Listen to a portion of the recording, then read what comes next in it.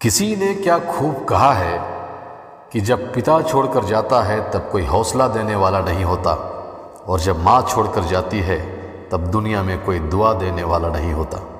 नमस्कार, मेरा नाम हरिशरण। मैं स्वागत करता हूँ अपने YouTube चैनल सफ़र ज़िंदगी का में। एक छोटी सी कहानी। इस कहानी की शुरुआत होती है दिलवालों की नगरी कहे जाने वाले दिल्ली से। राजेश, जो कि एक अमीर घराने का है, वह अपने माँ बाप का इकलौता लड़का है। जब राजेश MBA की पढ़ाई कर रहा था तभी उसके पिता का देहांत हो गया था। उसके पिता एक धनी और संपन्न व्यक्ति थे, इसलिए राजेश को किसी दिक्कत का सामना नहीं करना पड़ा और पढ़ाई अच्छे से पूरी हो गई। राजेश का कॉलेज में पढ़ाई करते समय ही एक अमेरिकी कंपनी में सिलेक्शन हो गया, मगर घर में राजेश और उसकी माँ ही रहते थे। अगर राजेश अमेरिका चला जाता तो उसकी माँ अकेली पड़ जाती। सिलेक्शन वाली बात जब राजेश अपनी माँ को बताया तो उसकी माँ बोली कि बेटा, अगर तुम्हारा जाने का मन है तो तुम खुशी मन से जाओ, मगर मुझसे रोज़ फ़ोन पर बात कर लिया करना। राजेश ने कहा, ठीक है, करता रहूँगा और आपका हाल चाल लेता रहूँगा। राजेश कुछ दिनों बाद अमेरिका चला गया। कुछ दिन तक वह रोज़ अपनी माँ के पास फ़ोन करके बात किया, मगर धीरे धीरे राजेश अपने काम में इतना व्यस्त होता चला गया कि अपनी माँ से रोज़ बात ना करके कभी कभी बात करने लगा।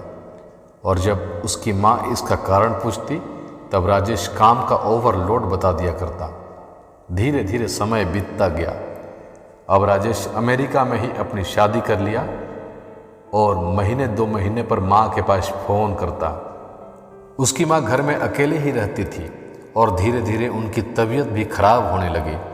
इधर राजेश अपनी पत्नी और पैसा कमाने में इतना व्यस्त हो गया कि उसको अपनी माँ का ध्यान ही नहीं रहता।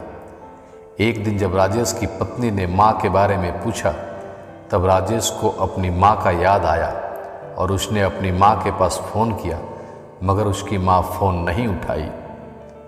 राजेश ने अपनी पत्नी से कहा, लग रहा है माँ नाराज़ हो गई है, अब किसी और दिन फ़ोन करूँगा।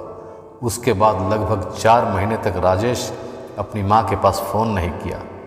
एक दिन उसको किसी काम से अपने देश भारत आना हुआ तो राजेश सोचा, चलो अपनी माँ से भी मिल लेता हूँ। राजेश घर पहुँचा। दरवाजे की घंटी बजाया, मगर दरवाज़ा नहीं खुला।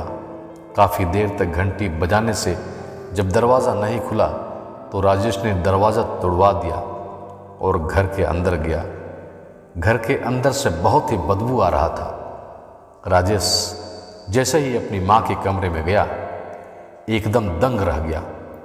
उसको अपनी आँखों पर भरोसा ही नहीं हो रहा था, क्योंकि उसकी माँ अब इस दुनिया में नहीं थी।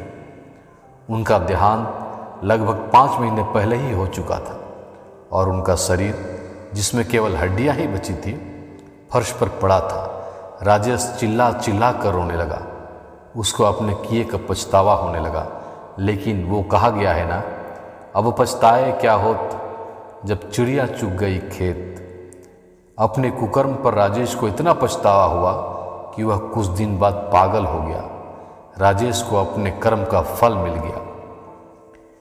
दोस्तों, ये कहानी हमें सिखाती है कि जीवन में पैसों की आवश्यकता है, बहुत आवश्यकता है, लेकिन इंसान को पैसे कमाने के साथ साथ अपने परिवार का भी पूरा ध्यान रखना चाहिए।